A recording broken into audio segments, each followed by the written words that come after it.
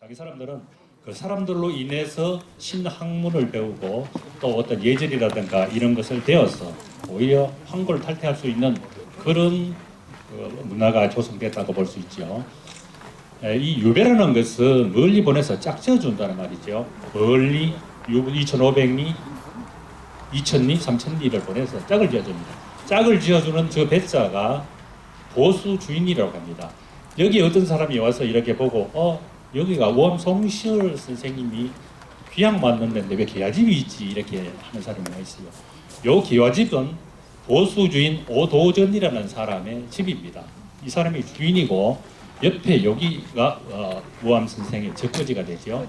그래서 보수 주인 이분들은 주로 지금 말씀드리면 하수집 주인 정도 되는데 하수집 주인 플러스 보호 관찰자입니다. 이분들이 유배인들을 갖다가 관찰을 하고 그러는 사람이죠. 그렇게 짝을 지었습니다.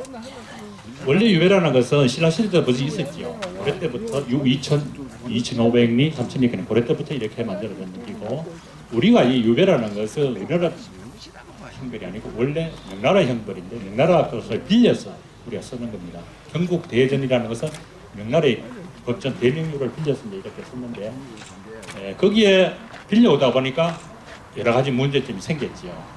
근데 이 유배라는 것은 그 본인을 기준으로 보면 아주 가혹한 형벌이지만은 그 당시에는 선비들의 염치의 그리고 명분의 상징이었습니다. 그 당시에 유배를 안 갔다 오면은 정치인이라고 할 수도 없고 별 볼 일 없는 사람이죠. 여튼 유배라는 것은 염치와 의리의 상징이면서도 중앙에서 멀리 떨어져서 자기를 성찰할 수 있는 그런 공간이 되고 또 자기를 학문이라든가 어떤 정신 세계로 완성할 수 있는 그런 공간이 됩니다. 그런데 그 한 사람이 본인한테 보낸 그 인고의 세월이 이 지역사로 보면은 아주 그것이 유배 문학이 되고 또 문화사가 되는 것이죠. 그분들이 남겨놓은 그 자료들이 유배 문화라는 그런 문화를 형성해 놓고 갔습니다. 우리 여기에 우암 혹은 아산 정약용, 아까 태당 유명천 선생, 태우당 김수흥 선생 이런 분들이 이 지역에 유배를 와서 이분들이 남겨놓은 그 문화가 지금도 연구 대상이 되고 있습니다. 유배 종류는 천사, 충군, 정배, 민호 이렇게 있는데 천사는 저 국정지역으로 보내는 것이고 충군은 군대에 보내는 겁니다. 수군이라든가 봉수가 여기에 3봉수가 있었는데 그 봉수의 봉군으로 보내는 것. 그 다음에 위노라는 것은 관의 노비로 보내는 것입니다. 이렇게 있는데 부처 크는 거는 중간에 오다가 임금이 많이 바뀌어서 그 장소에서 거기서 살아라 이게 부처입니다. 안치라는 것이 가택연금이라는 연금인데 여기에 누가 아까 앞에 그 교수님 말씀드렸지만 세 가지가 있습니다. 본양안치, 절도안치, 그 다음에 위리안치가 있는데 본양안치는 자기 고향에다가 안치를 시켜주는 것이죠. 이것은 가장 경한 형벌입니다. 고향에 가니까 집안 며느리 와서 이렇게 인사도 하고 조그마한 집안 손자가 와서 이렇게 절도하고 이게 본양안치고 그 다음 이제 절도안치라고 하는 건데 섬에다 보내는 것이죠.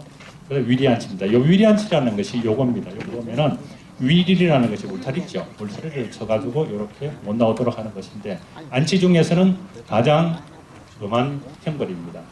요거를 가극이라 하기도 하고 천극이라 가극, 천극, 가시 울타리라는 말이죠. 요 밖으로 나오지 마라 그런 건데 요것은 아주 상징적입니다.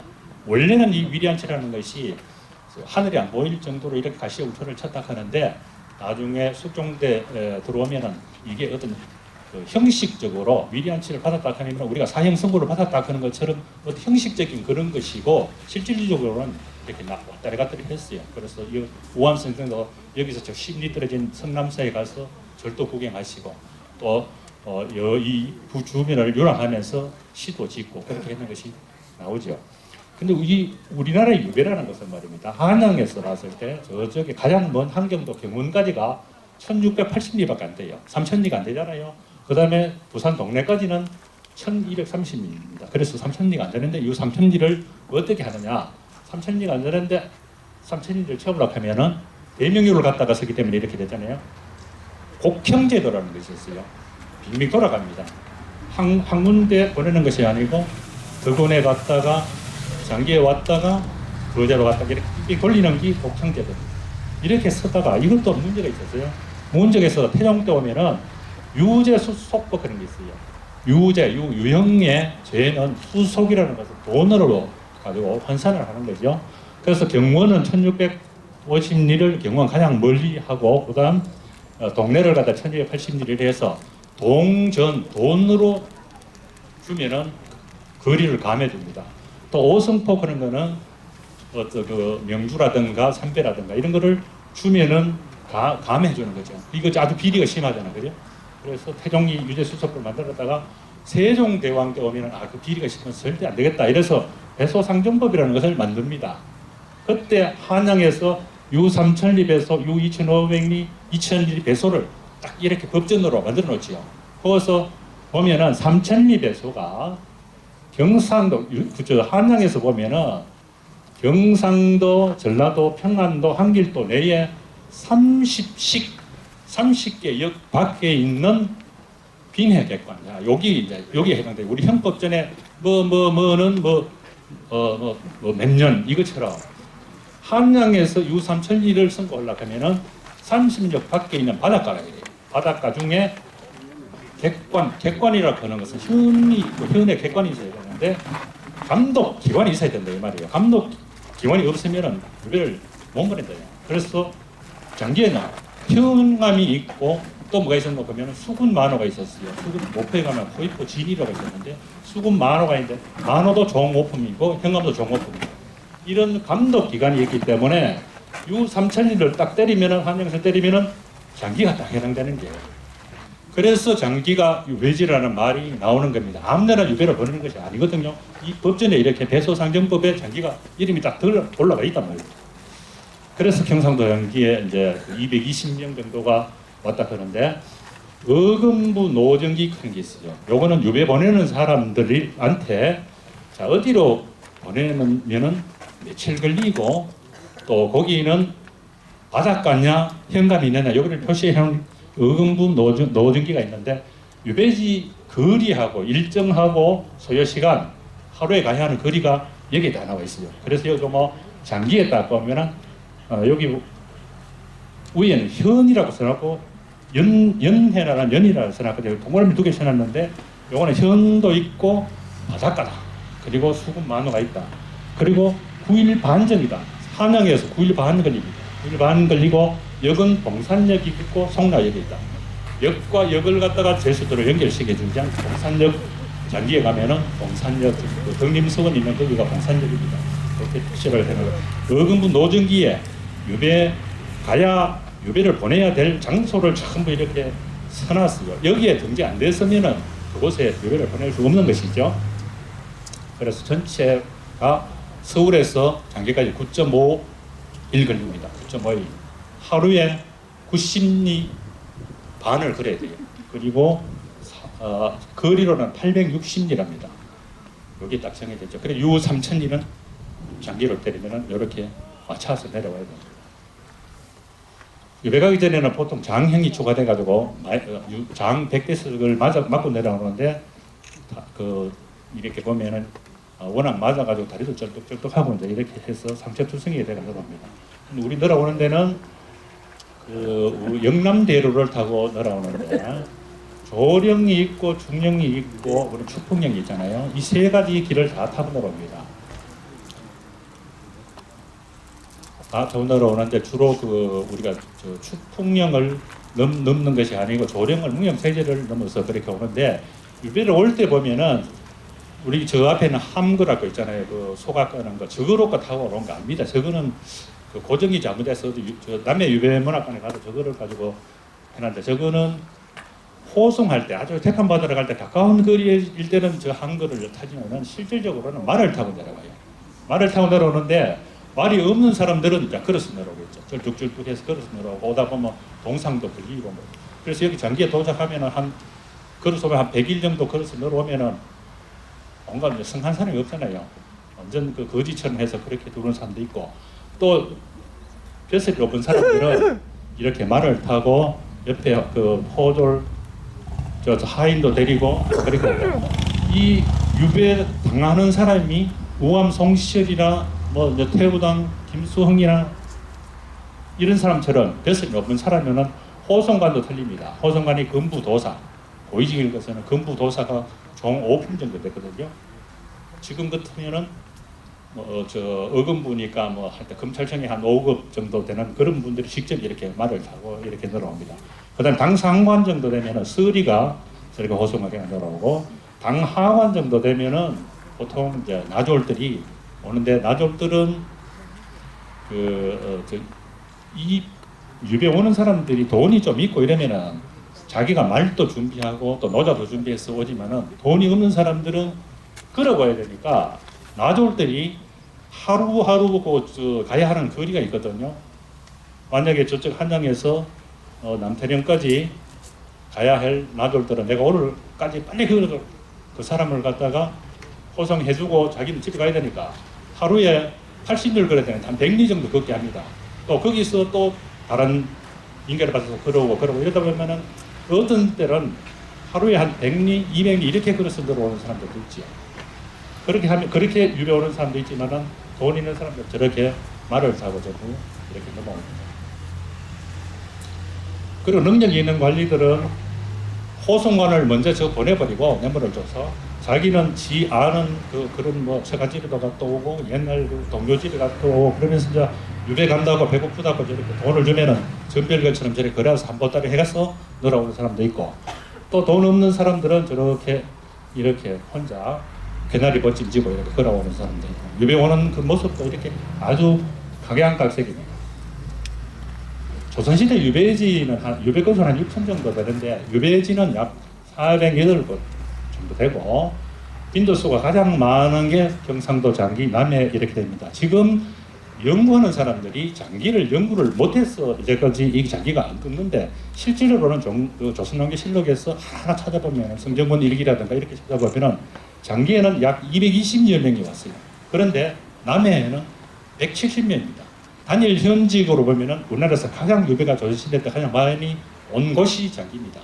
그래서 이게 지금 계속 연구를 해서 찾고 있는데, 일단은 그 유배객이 이렇게 왔다는 것은, 이 유배지라는 곳은 사람이 못 살 곳 그런 곳이 아니고 권력의 대항길에서 역사 속 깊이 새겨진 사람들의 발자취가 있는 그런 곳입니다. 아까 우리 교수님께서 다산이 여기에 계속 머물렀더라면은 여기가 더 발전 안 했을까, 그렇게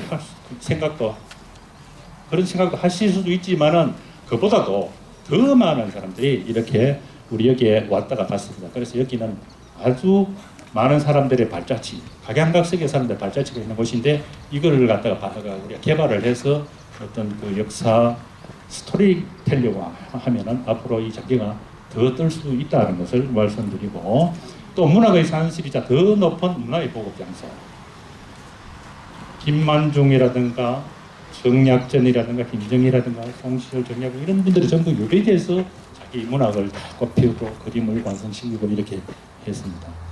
유영수는 어떻게 관리를 하느냐 보면, 평조에서 총 관리를 하고, 지방 수령이 인계를 딱 받으면, 여기서 장기 현감이 인계를 받으면은 배소를 정해주지요.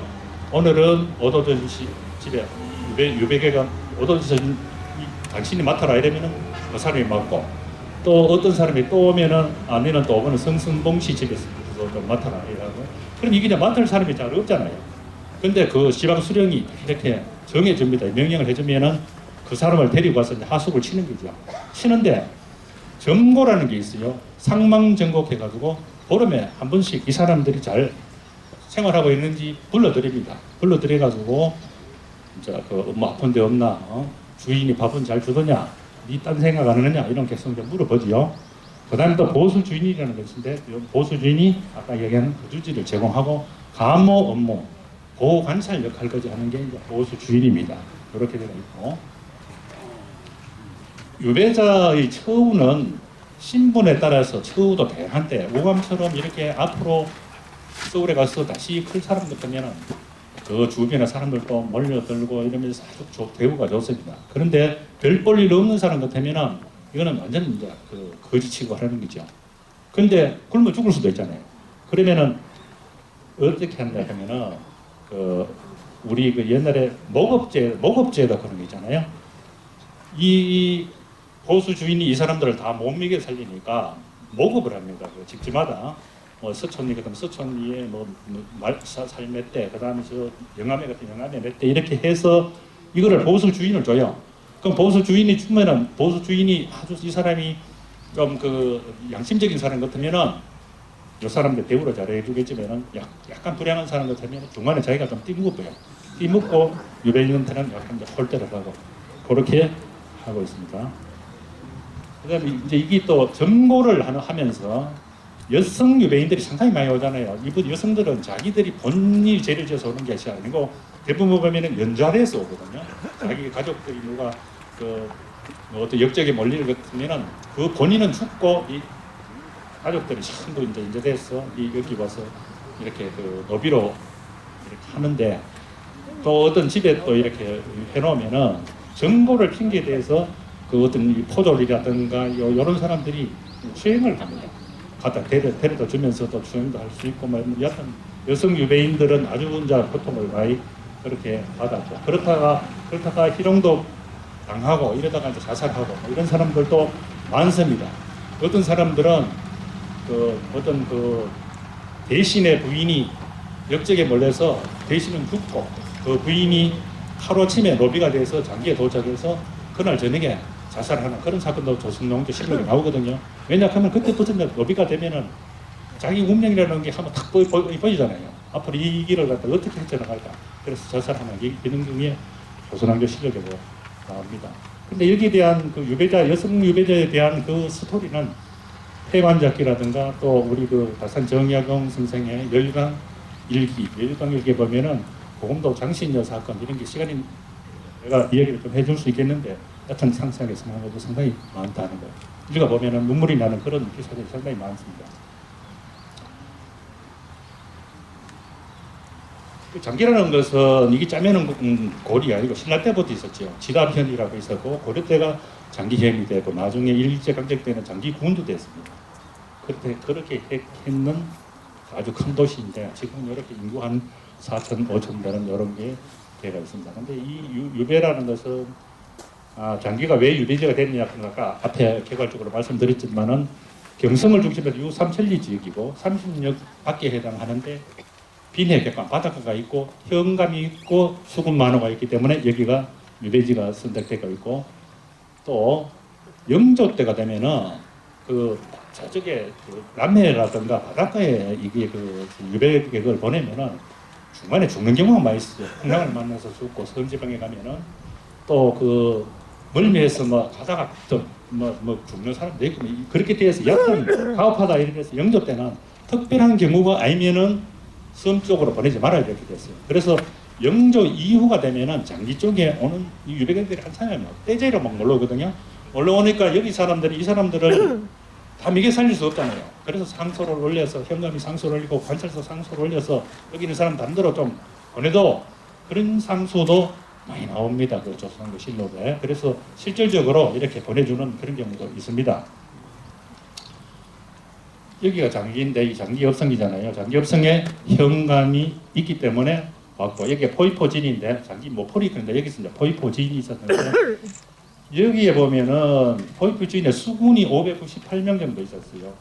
이것이 민요란 이후에 수영으로 옮겨가서 수영에도 부산 수영에도 포위포라는 동네가 생겼고 지금도 수영이라 하잖아요. 여기도 장기도 포위포 옆에가 수영이거든요. 수영포거든요. 이게 이제 옮겨갔는데 여하튼 수군이 있기 때문에 충분되는 유배인들은 여기에 이제 배속이 되는 것이고 또 내성산 봉수, 복길 봉수, 발산 봉수 이렇게 세 개의 봉수가 있는데 그 봉군만 해도 300명이에요. 이거를 충당을 어떻게 하냐? 유배객들로가 충분되는 정도냐? 이렇게 한다. 그래서 이쪽으로 유배객들이 필요가 있기 때문에 많이 왔고 그리고 조선왕조 실록에 이걸 명단을 뽑는 게 이게 보통 일이 아니거든요. 하도 이제 하나를 색인을 해서 뽑는데 처음에는 한 100명 정도라고 생각했는데 시간 날 때마다 한 번씩 뽑아보니까 지금 220명 정도가 나왔어요. 저마다 다 사연이 있어요. 중앙에 무슨 큰 사건이 있으면 무슨 사화라든가 그다음 옥사라든가 이런 게 있잖아요. 무슨 단파 사업이라든가 환국이라든가 이런 게 있으면은 꼭 어떤 조선왕조 시대 기사가 나오면은 누구는 유삼천리 장기현의 정배 이렇게 나와요. 그래서 그거를 사건 하나하나를 검색하면서 찾아보면 아, 이 사람이 뭐 때문에 여기 왔구나. 이 사연들이 다 있긴 있는데 지금 앞으로 저 뒤에 신문에 쭉 연재를 하는데 저기 끝나면은 책을 만들어서 장기 오면 조선왕조 500년의 역사가 보인다. 사실은 이 사람 내막을 하나하나 다 보면은 500년 역사가 조선왕조 500년 역사가 그대로 살아 있습니다. 500년. 그리고 이 사진이 이제 그 조선 말경 사진인데 저 위에 보면은 산이 민둥산 있고 민둥산 위에 보리밭이 있고 중간에 오면은 또 그 당시에 담배를 심었어요. 담배밭이 있고 지금 동호반에 쳐놨는 데가 그 지금 자기 초등학교가 있는 그 장소입니다. 그 장소에 뒤에 향교가 보이잖아요. 저 향교가 지금은 읍성 위에 올라가 있잖아요. 저 향교 자리에 지금 초등학교가 있는 거지요. 앞에 동그라미 쳐놓은 저게 우암 선생이 심었다는 은행나무입니다. 그 당시에 은행나무가 있고 앞에 하천이 흐르고 저 숲이 장기 숲입니다. 이게 왜 중요하냐 하면 다산의 시에 이 모습들이 다 등장을 하거든요. 다산의 시도 그렇고 우암의 시도 그렇고 저 부분에 이제 우암 선생이 와서 거주를 했는데요. 이분들이 갔다 오고 간 다음에 중간에는 여기 대해서 연구하는 사람들이 없고 우리 선배님들도 그렇고 없고 그러다가 최근에 와서 이제 그 한 20년 전 정도 돼서 장기발전 연구회라는 것이 만들어져서 이렇게 우리가 그 우암 선생 사적비도 이렇게 만들고 그때 아까 우리 아까 이야기해 주죠. 김병관 선생님도 안 계시나? 김병관 선생님도 와셔서 주도를 했어요. 하고 여기 보면은 처음 그때 여기 우암 가셨는데 그 집안에서도 오시고 다산 정약용 선생 집안에서도 오고 이래서 좀 헌금을 내놓고 이래서 만들었고 여기 앞에 계신 분들이 우리가 제각식도 하고 했고 요거는 이제 태우당 김수흥 선생의 사적비인데 이민홍 교수님께서 아까 말씀드렸듯이 이분은 영의정인데 여기 오셨다가 여기서 돌아가셨어요. 돌아가셔서 우리 이분도 어떤 그 우암하고 같은 그 노론 계열인데 자기 사람들한테 정신적인 역할을 많이 했습니다. 그래서 자기 발전 연구에서 저렇게 태우당 김성 유적비도 만들었죠. 충육한 마당에 저렇게 해놓죠. 초등학교 은행나무, 이 은행나무는 그 큰 거는 송시열 선생님이 심었는데 죽었어요. 죽어버리고 그 옆에 아들나무가 생겼는데 아들나무도 죽어버렸어요. 지금 여기 손자나무가 커서 보호수가 되어 있지요. 아주 역사와 전통이 있고 장기 초등학교의 교목도 이 은행나무고 목표가 여러 보면 거기도 은행나무가 들어있다 이렇게 학교 마을로 해놨습니다. 우암 선생이 적거지 살았던 곳에 심었나무. 그때 이 체험촌을 만들었고 요 벽이 지금은 220명 뭐 사연의 벽 이렇게 이름을 지으면 되는데 그 당시에 제가 찾을 때는 한 100명 정도 찾았어요. 그때 이것을 만들 때 시간이 급해서 연구를 하는 걸 갖다가 저기다가 뺏겨내놨기 때문에 오타도 많고 또 고쳐야 될 것도 상당히 많이 있습니다. 여튼 220명의 사연을 적어놓은 220 사연의 벽, 22인 사연의 사연의 벽 이렇게 명시를 하고 단련되고 있죠. 다산 선생님 아까 이제 누가 앞에 교수님 이야기했었는데 그 부분에 대해서는 잘 이야기를 하셨고 어쨌든 조회로 근데 저기서 조급성이 있었잖아요. 저기서 하룻밤을 자고 아침에 저기서 출발을 합니다. 출발해서 이렇게 옛날 길이 저렇게 나 있었거든요. 이렇게 해놨지요. 이거 언제나 이렇게 내려오면은 지금 요 학교 있는 저 부분에 120년 전에 우암 송시열 선생이 저기서 적극 생활을 했는데 딱 그 자리입니다. 거기에 성순동이라는 이분 집에 그 다산이 유배를 살았는데 지금 여기쯤 대놓으면은 여기쯤 됩니다. 지금 그 사진을 표시했는데 여기인데 아까 그 사진이죠. 그 사진을 보면은 고집입 정도 되겠지요. 요거 딱 살았는데 앞에는 숲이 있고 요거 저 와산 이승선봉이 집인데 여기 보면은 이분이 처음에는 마다가 장을 한 100대 정도 맞고 내려와서 아프고 이런 집에 이제 이렇게 있으니까 그 옆에 있는 노인이 술병을 가져와서 외출을 권유를 하고 또 요집에 보니까 성선봉시에 손자가 5살 먹은 사람도 있고 손자는 7살 먹었는데 그냥 공꾸로 밥을 먹여주는 게 아니고 손녀한테도 일을 시켜요.